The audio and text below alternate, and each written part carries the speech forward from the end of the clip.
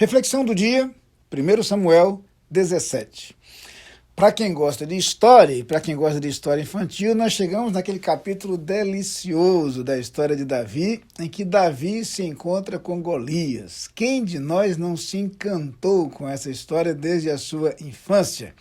A Bíblia conta que Davi chegou, enviado pelo seu pai, ao lugar onde as pessoas estavam preparadas para a batalha. Ali o exército filisteu havia desafiado o povo de Israel e de repente apontou um guerreiro para que dentre os israelitas um homem o enfrentasse.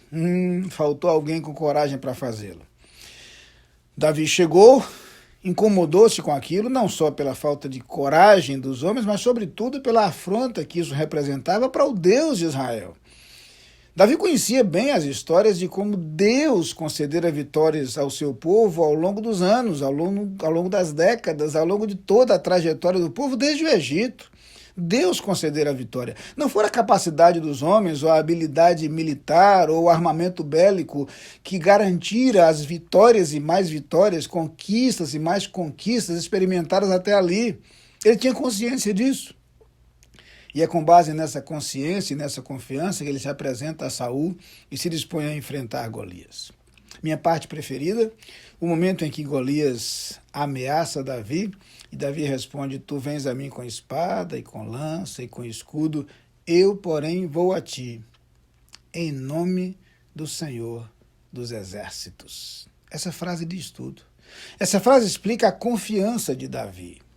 Essa frase explica a coragem que ele teve de ir em direção a Golias. Essa frase explica a vitória de Davi. Não foi a vitória de um homem, porque, humanamente falando, ele não tinha recursos para derrotar aquele gigante. Não foi uma vitória na qual a capacidade ou poderio humano resolveu a questão. E, a bem da verdade, as situações de nossa vida nas quais Deus nos deixa tão claramente desprovidos de recursos, que não nos resta nenhuma dúvida quanto ao fato de que é Deus quem nos concede a vitória. É isso que ocorre aqui. A vitória não é de Davi, a vitória é de Deus que o usou. Como ademais acontece todas as vezes em que nós entendemos que as nossas batalhas serão vencidas quando nós nos submetemos ao agir de Deus.